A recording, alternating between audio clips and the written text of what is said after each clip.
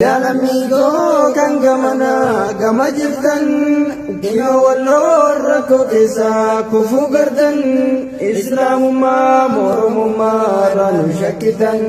ديما واللو ما دبني ما بجلفتن ديما واللو ما دبني ما بجلفتن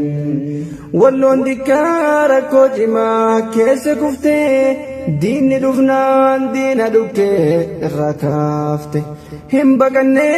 انجي فنون مرقان قلتي wareegamaan biyya ishee kabachiifte boodaattuun mana gubdee ishee rakkimnaan dhimma walloo maan dubbanne maaf jalliftan dhimma walloo maan dubbanne maaf jalliftan yaa lammiikoo kan gama jirtan kinoo walloo rakkoo keessa kufuu gartan islaamummaa mooromummaa raanu shakkitan dhimma walloo ما دبني ما جلفتن ديما والله ما دبني ما جلفتن وردمي والله سنيد دغامي كوان غبون والله تنا سغلومي كان ركو غنينا ما فيمي ميديا غابو فيدمي غلطومي ركو سنتو غيانمي nama yaadun kan saafadhu hundum jimee singaafachuun rakkoon jimeeti barakkan dhimma walloo maan dubbanne maaf jalliftan dhimma walloo maan dubbanne maaf jalliftan yaa lammiikoo kan gama jirtan kinoo walloo rakkoo keessa kufuu gartan islaamummaa mooromummaa raanu shakkitan dhimma walloo maan dubbanne maaf jalliftan dhimma walloo maan dubbanne maaf jalliftan shirrixaamiin baadiyyaadha galatooma gatii lubbuu keessaniitiin biyyi keessan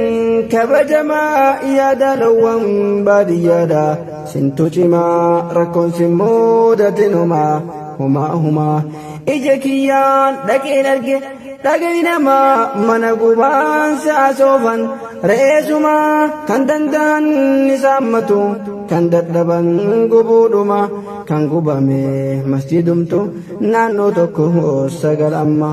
kaayyoon jaraa beekamaadha kan ganama seera jaraa deebifachuuf bartiin qaman nurratiin taatu isheen tuni dhumuudhumnaan bikka kanaan nutuqumaan dhimma walloo maan dubbanne maa jalliftan dhimma walloo maan dubbanne maa jalliftan yaa lammiikoo kan gama jirtan kinoo walloo rakkoo keessa kufuu gartan islaamummaa mooromummaa raanu shakkitan dhimma walloo maan dubbanne maa jalliftan dhimma walloo maan dubbanne maa jalliftan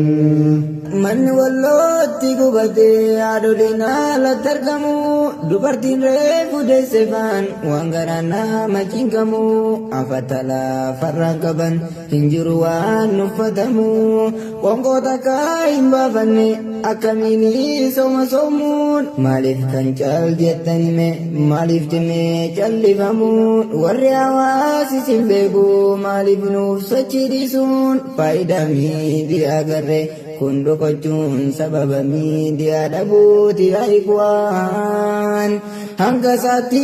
socho'aara duruus tiiviin taatee wallootti argamuun arguu dandeessa baraachiin sin waammannee sin kadhannee lammiin nuuf dirmadhaa ni rakkanne hin cakkaniin hawaasa kana gargaaraa waan dandeessaniin hanganumaan nagatti kuwan dhimma walloo maan dubbanne maaf jalliftan dhimma walloo maan dubbanne maaf jalliftan yaa lammiikoo kan gama jirtan kinoo walloo rakkoo keessa kufuu gartan islaamummaa mooromummaa raanu shakkitan